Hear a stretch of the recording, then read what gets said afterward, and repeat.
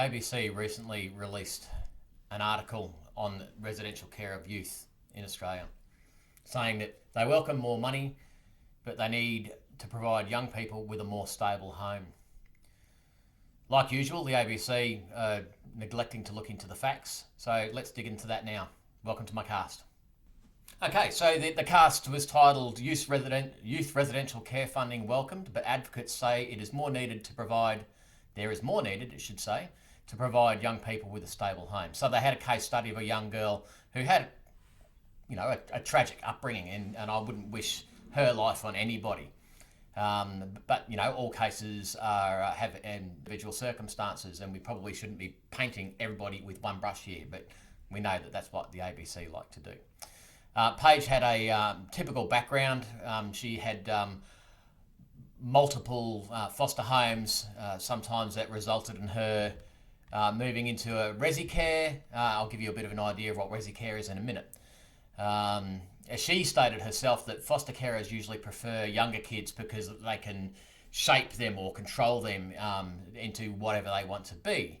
But the truth really to that is that the younger kids actually haven't got any learnt behaviours that they get from either growing up in a family where they've got no boundaries and no rules, or they've been in resi care before and they've got some learnt behaviours from being in resi care. And we'll talk about that more in again. So in her situation, unfortunately like some of the situations, the older siblings in the family groups, when still living at home, will take on the role of parenting, and it quite adversely affects their life. And very sadly, in her circumstances, it ended up in her older brother. Once he'd grown up and left home, he committed suicide. Okay, so what is a young person in care? A young person in care is usually defined as a young person who has had an order granted where the guardianship of them, so the young person or the child, has been granted to the chief executive, and that is the government. And in this situation, that arm of the government, depending on what state you live in, is something along the lines of child safety. And I live in Queensland, so it's child safety, youth and women. So what are the setups that they have in these environments?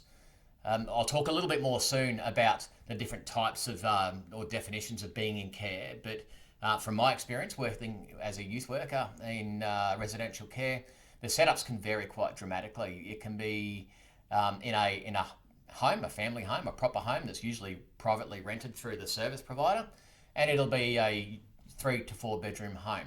And you can have anywhere between 1 and 4 kids, and if it's a family group, you can have even more than 4 kids living in the home. Now, the staffing that support these children while they're living there is hopefully usually qualified youth workers, and they have a 24-hour, 7 days a week rotation roster. Now, the makeup of these rosters vary depending on the service providers that are providing that care. Now, one of the things to mention here straight away is one of the things that came out of the article from the ABC is that they need to ensure that the service providers are adequately trained. Now, if you were saying that, if you were to say that they need to be adequately trained, they don't give a definition of what adequately trained actually is. Now, you could say that they're adequately trained could be that they get provided with an induction training to the company when they join the company. You could step that all the way up from a Cert 1, a Cert 2, a Cert 3, a Cert 4, or you could make it diploma qualification or even degree qualification, which is probably a little bit on the extreme. The other thing that you've got to look at with the adequately trained is obviously in all instances of enterprise, the more training you have, the more qualifications that you have, usually the more earning capacity that you're entitled to. The difference between someone with a Cert 1 would be receiving a pay level that would be here versus someone that has a degree or even an advanced diploma or a diploma would have an expectation of learning there. So if they're saying that we need to have staff, youth workers or carers with more qualifications, then they need to be prepared to pay for that qualification. So we're talking about budgets here. We're not talking about the companies having to budget that within allocated monies or funds for supporting that child or children in the house. We're talking about the government supporting the industry to be able to receive the right training. Now, from my experience, carers, initial training, just to get them on the floor and working, doing what we call shadow shifts, it can cost up to $5,000 per employee for the initial training. And the annual cost of maintaining and assessing these skills is quite high. Obviously, the person has to, within their role, within their job, maintain the skills and provide feedback to support these skills. But also you need to employ someone to manage and assess and make sure that you're staying up to date with the accredited training or the expected training. So we're talking about a quality systems management here. And that this is not cheap to provide expert support in this area, and it's not something that can be outsourced either. Now, one of the downfalls for youth workers or carers, or even the community services industry in general, it has a massive turnover of staff, and there's a lot of reasons that contribute to this massive turnover of staff. It could be due to fatigue. So we're human services, so it's not like you can just call up sick like you would, say, working at a retail store where you were employed that day to pack some boxes. If you call in sick and they can't find another staff member, well, those boxes don't get packed.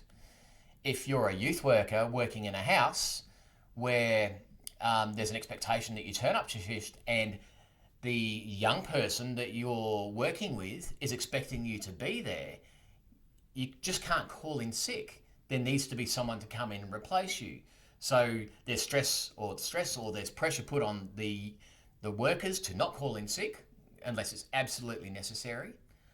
Or there's extra stress on other employees who are already working their quota of hours in accordance with how they've been employed to pick up extra hours at short notice. Okay, I'm saying at short notice there.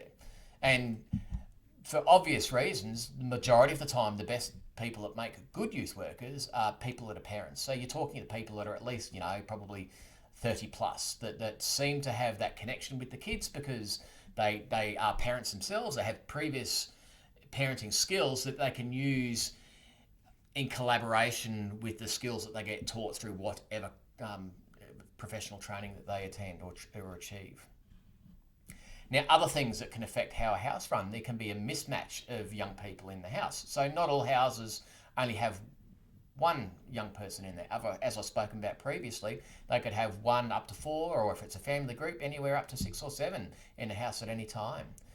And as I said before, there may be an instance where someone's called in sick and they've had to call somebody in at short notice. It might be somebody coming in outside of that team that doesn't know the house, and just that small thing with those young persons in the house can be enough to upset them and to cause the house to go into chaos for the day. And that chaos may not end at the end of their shift. It may roll on or result in issues being around in that house for another couple of days.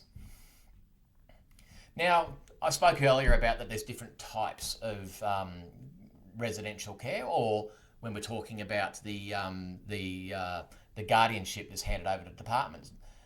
In all instances, the department's first priority is to try and establish the right support with family. It may not be their direct parents, it may be with aunts, uncles, or older siblings and things like that. So they try and entertain all avenues by doing a lot of research into the families to seeing where they can suitably place them.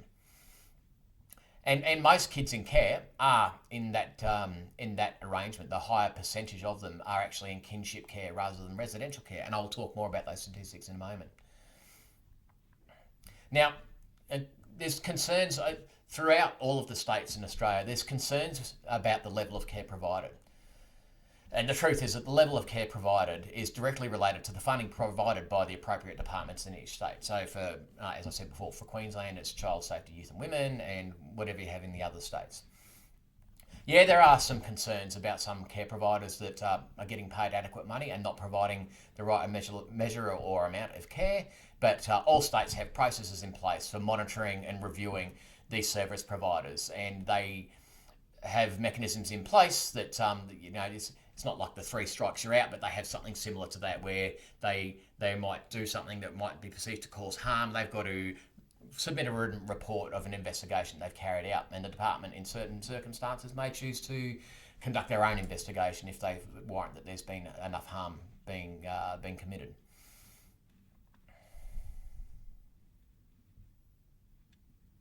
Now, looking from a service provider perspective, historically, state departments apply a lot of pressure on the providers to accept at-risk kids. Okay, so it'll be 4 o'clock on a Friday afternoon. They've been conducting an investigation, and somebody's finally made the decision that no, this child is no longer safe to remain in this house, and we need to find them somewhere more suitable or safer to live. So there's two areas of pressure here. There's pressure on the service provider, but as I just said, it might be 4 o'clock on a Friday afternoon. There's pressure on the child safety officers from the relevant government authority to find a suitable accommodation for this young person for the weekend. So for in Queensland, a number of years ago, we did have emergency accommodation that was run by child safety officers or their delegates or their representatives for this exact instance where they couldn't find somewhere. The staff would be allocated to it was usually a unit or an apartment, and they would look after that person until they can find a suitable accommodation with a service provider. But a number of years ago, the Queensland government decided to save some money and they cut that out. But in saying that, when they cut that out, there was no additional funding provided to any of the service providers to put mechanisms in place to have the ability to accept young people at risk at short notice without detriment to ensuring that the company's viable and is able to run. We're not talking about profit margins here. Most of the companies run as not-for-profits, or whatever term we're using for not-for-profits these days. So they still need to make sure that the company can be run in a way that it can run long term. Because if the company goes out of business because they're accepting all of these children all the time and it's costing them extra money, they're going to fold. And then there'll be, if one company folds, that might be 7 houses that normally house young people that's going to be gone. And that could be anywhere up to 28 young people that the department would have to find new accommodation for. Now, I'm not saying that the Department of Child Safety or relevant or the applicable one to the state do this as a matter of routine. They are also under a lot of pressure to find suitable accommodation, especially after hours. Now, one thing you have to understand is youth workers and child safety officers are not in it for the money. They get paid okay, but they're not in it for the amount of work, especially the child safety officers and the workload they have. They can't possibly be in it for the money. They're in it because they care. They're in it because they want to see the young people looked after. They're in it because they want to see young people being safe. And that's the same for the youth workers on the ground. Now, a typical week for a youth worker looking after a young person with high risk behaviours could be multiple assaults during that week. High risk young person, they could result in having damage done to their personal car. And in Queensland, well, I'm sure this will be national wide, the only way that you can put an insurance claim in for something like that is by pressing charges against a young person, which goes against the whole idea why we're looking after them in the first place. So that adds more pressure onto the youth workers as well. Okay, so I'm looking here at the Child Protection website in South Australia, just to get some pure stats that you can have a look at about who we have in care and why they're in care and what sort of care that they're in. Okay, so in South Australia in 2021, there's a total of 4,471 young people that have been put into residential care because of one of those administrative orders that I spoke about before. So the guardianship custodial order. Of those family-based, so we're talking about, for family case, we're talking about foster, kinship, and what they call family daycare as well, where someone will go into the house and assist with the running of the house that's qualified. Of the 4,471, 3,845 of those are in kinship care. So they're with their parents. They're where they should be. Or they're with family members, sorry, I should probably say. They're where they should be. Non-family based in South Australia, of the total 4,471, only 626 account for those that are in residential care with a service provider. Okay, now I'll read partially from a news article that I found on the website. It's news.com. In there's a statement made, and this is obviously after some investigative journalism. By their late teens, Australians are at their most dangerous with the highest rate of offending in several categories, according to figures from the Australian Institute of Criminology. In 2013, the offending rate for people aged 15 to 19 was 3 times that of all other offenders, 5,340 per 100,000 compared to 4,479 per 100,000 for those aged 20 to 24. So what do we take away from that? We're taking away from that people from aged between 15 to 19 are three times more likely to be statistically accountable for the crime that's committed in Australia. So it also says that a breakdown of figures from Australian Bureau of Statistics reveals that people aged between 10 and 19 represent just under a quarter of all offenders, despite only making up 14% of the population. That's a high number. So from that you can say that we definitely have issues with youth crime in Australia. Okay, so one of the things that they talk about in a holistic approach to youth crime, so we're talking about having government officials, police, community services, community support officers, police support officers, psychologists, psychiatrists, and a plethora of other people that get together and talk about this. One of the things that they talk about is the fact that holding young people accountable for their actions when they're a young person, so within that age group where they're considered to be a young person, so 17 or younger. If we're holding them accountable for their actions, especially when they're in residential care, we're actually criminalising their behaviour. Now, I'll go on a little bit more about that soon, about exactly what that means and how I observe that and how I've heard other people talk about that. So, but what they're talking about is they're saying that if we caution people rather than charge them, then they're less likely to reoffend. Now, they're saying holistically for all people that commit crime in that age group, that is definitely the case, that people are less likely to reoffend. So some of the statistics that I'm looking at here, and again, this is from the Victorian government, assaults and related offences. So 14% of people that commit these offences are cautioned rather than charged.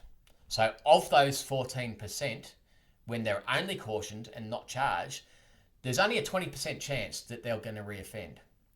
I'll look at another instance of that. Theft. Of the people that commit these crimes, only 18% of them are cautioned. Of the 18% that are cautioned, only 28% of those 18% reoffend. So there is some data suggests there that this is the case, that there is a good side to this approach. But unfortunately, there's no statistics provided on the flip side of that, of the ones that are charged, how more likely are they to reoffend? And even the other, saying that last instance of theft, they said that 28%, only 28% of them didn't reoffend.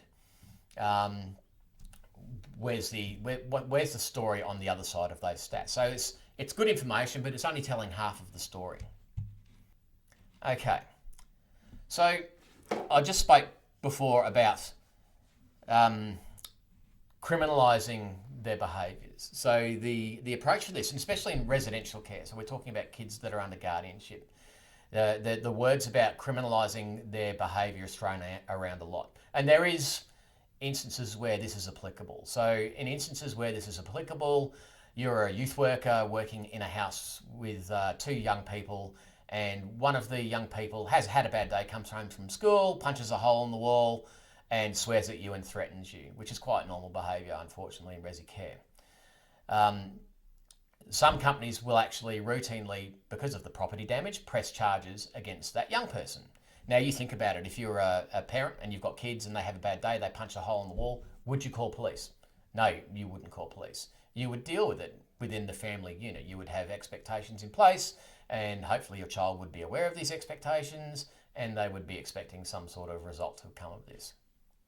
On the other side of this is that the same situation again, a young person has a bad day at school, comes home from school, punches a hole in the wall, continues to escalate, swears at the youth worker, continues to escalate. The youth workers using all of the skills that they have on board, that they've been taught through whatever training they're having, but unfortunately this kid has flipped his lid far too much and he's not taking in what's being said to him. He's got no way of processing it because he's so upset about what's going on, and he assaults the youth worker. Okay, so that's an assault. To me, this is an instance where, yes, they should be pressing charges. And why should they be pressing charges?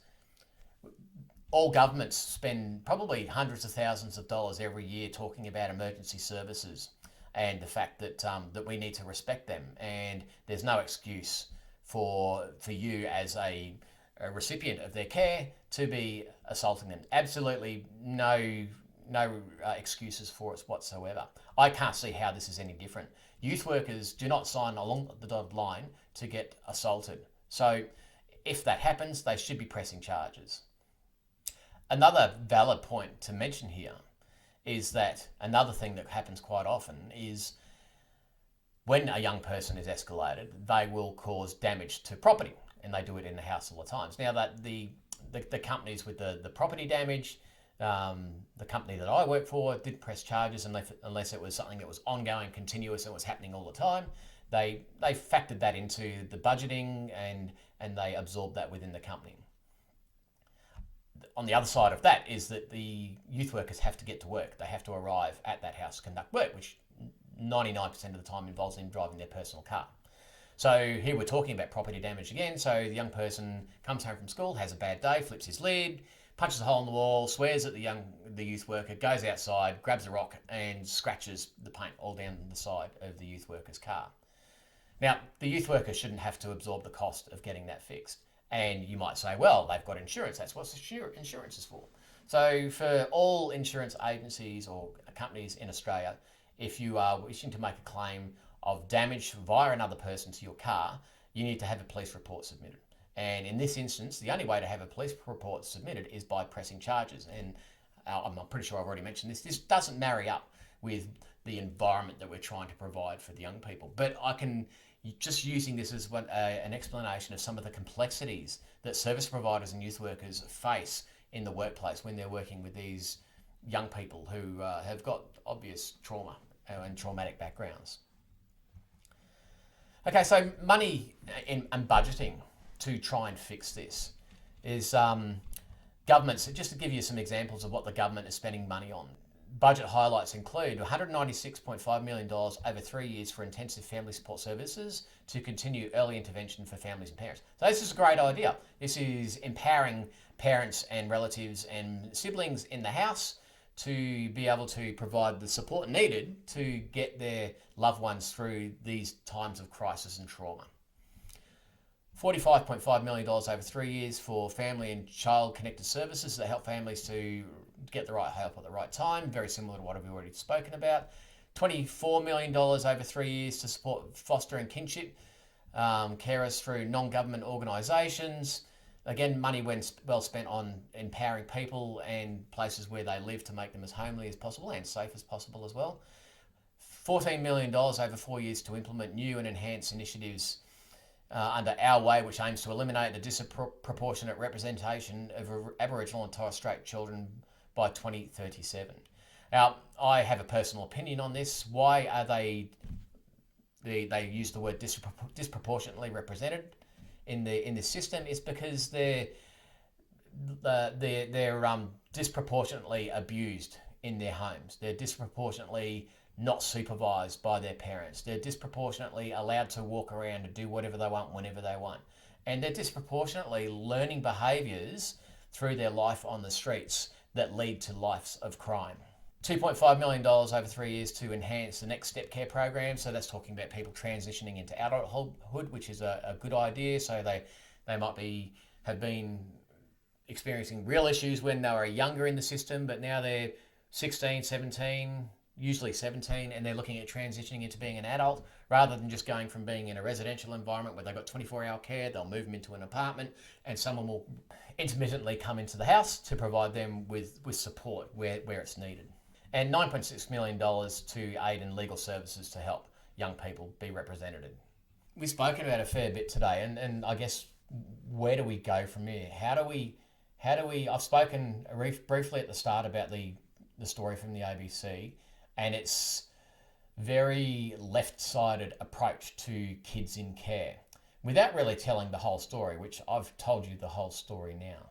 So how can we stop situations like the young lady that I spoke about at the start, with her having a typical life in care and being, exposed to living on the streets because she's running away from being in care because she doesn't like the rules, or purely because of the trauma that she's experienced, which is a very valid point as well. Firstly, I think that the legislation surrounding youth crime needs to be changed, and it needs to be changed quite strenuously. We need to hold young people accountable for their actions. Now, that can be accountable can be something that can be quite minimal when they're younger, and it gradually increases as they become exposed to being an adult. The reason for this is because currently they can be 17 years and 360 days old, and they can commit a particular crime, and because they're not 18 yet, they'll just get another slap on the wrist, and it just gets added to their 10-page dossier that they've already got with the criminal justice system or the criminal youth justice system. The day they turn 18, and they commit the same crime, they're going to be treated as an adult. How's that being fair to them? How is it being fair to them that they can go from not being accountable to potentially going to jail in a matter of 5 days? That's the government's fault. That situation's happening. Unfortunately for us in Queensland at the moment, we've got a very left-leaning Labor government that's pandering to the snowflakes about how these young people are treated. So we need to adjust or amend our legislation to make them more accountable. One thing that does irk me a fair bit is that when it comes to talking about youth crime, governments are always very quick to racially divide us. They talk about it separately. They talk about Indigenous youth crime separately to non-white youth crime in Australia. And they talk about it differently than if it was a person that was white that had committed the crime. And, and this all comes down to perception of inequality and things like that. We need to stop dividing the nation in all areas based on race. And this is just another area where we need to do it. The stats that you can see and what I've seen personally, non-white people get treated more favourably. They get more support. They get more chances. They have more programs at their schools in place to help keep them out of trouble. They have more programs in the community to help keep them out of trouble. And they're specifically designed for them, whether they be an Indigenous black or a Sudanese black or whatever. It's tailor designed for them.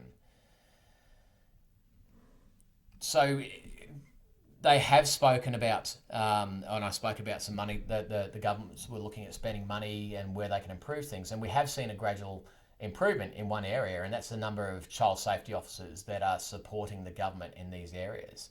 And for me, it's been not enough, and it's been too late. We spoke about burnout earlier on, and child safety officers are absolutely at risk of burnout. And they take the burden of that burnout very personally. If they do that job because they want to do it, and they're supposed to have a caseload that's got this many young people in it, but the effect of they've got a caseload, you can't even see my hand, with this many young people in it, but they're expected to provide the same level of care at all times, regardless of the amount of people that are in their care. Now, for someone that's doing that job because they care, to be put in the situation where they have to work in their own time, they have to make sure they have their phones switched on when they're supposed to be on days off. They have to respond to phone calls from these young people because they have their phone numbers when they call, because they may be in crisis and they may need help. It's not fair on the worker. They don't get paid enough money to be on call like that. I can remember when I was in managerial positions with companies and I was on call a lot. And I was paid to be on call. Well, one job I wasn't, but most of my jobs I was paid a lot of money to be on call. So it's an expectation and I was remunerated for that expectation. But that's not the case with child safety officers. Another issue that I've seen personally, and this is just my view, there's a tendency to hire far too many young graduates straight out of university. They've got no life experience whatsoever, and all of a sudden they're either put in charge of, or they're an assistant to a child safety officer, and usually running most of the cases by themselves, with having little life experience themselves. It's not a criticism of them, but it's just a fact, and it's the truth. In general, all criminals need to be held accountable, and we need to start teaching this from a young age, rather than being taught that they have an almost never-ending system of warnings, which is what we're experiencing at the moment. In all aspects of our lives at the moment, young people are being fed absolute rubbish from people that sit on the left, and it is conditioning them for a future that absolutely terrifies me. We need to start speaking the truth to our young people. We need to start making our young people accountable for their actions in all instances.